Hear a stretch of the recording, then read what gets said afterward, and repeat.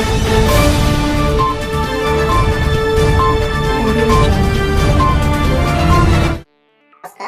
आमर ए special bulletin मिछ खबर को आपन समस्त स्वागत। सारा राज्य में चहल पकाउଥିବା खबर को नहीं आज आमर ए बुलेटिन मिछ प्रेमिकार अश्लील वीडियो को वायरल करने अपराध में आज सकाଳେ टाउन थाना पुलिस एक पिंपड़ी को गिरफ्त करी। खबर अनुसार गत 2 वर्ष धरी उक्त पिंपड़ी और एक असरपा मध्य प्रेम संपर्क गढ़ी उठिला।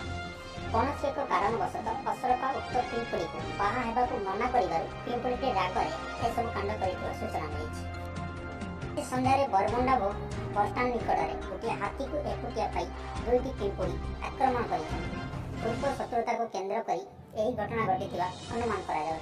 खबर पाई कैपिटल पुलिस हाथी को उद्धार करने सह 2 अभियुक्त पिंपड़ी को गिरफ्त कर कोर्ट चालान करिछि। काली विलंबित राति नंदनकानन एक गध मद्यपान कर निशारे बाघर जनता भितर को पशि जाइଥିଲା और सही क्षणी गधर काम तमाम कर देइଥିଲା बाघ। खबर पाई पुलिस पहुंची गधर मृतदेह को पोस्टमार्टम पाई पठाई देइछन्ति। परवर्ती खबर आसुछि संबलपुर एक तरफ प्रेम को नहीं एक पागल माछ नदी को डेई आत्महत्या करिछि।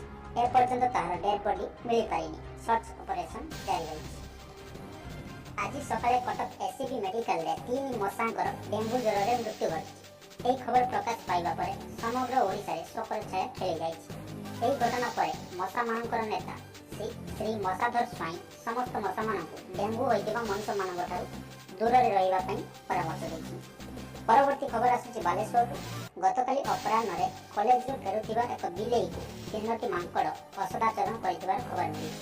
थाना रे अभियोग हेबा परे अभियुक्त 3 मांकड़ को कदली गछरे पलटा टंगाई दिया जाइछि।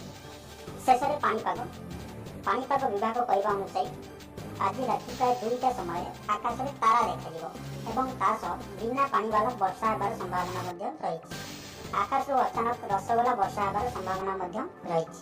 आज समाचार को एठी रखुछु। एमिति अधिक मजादार वीडियो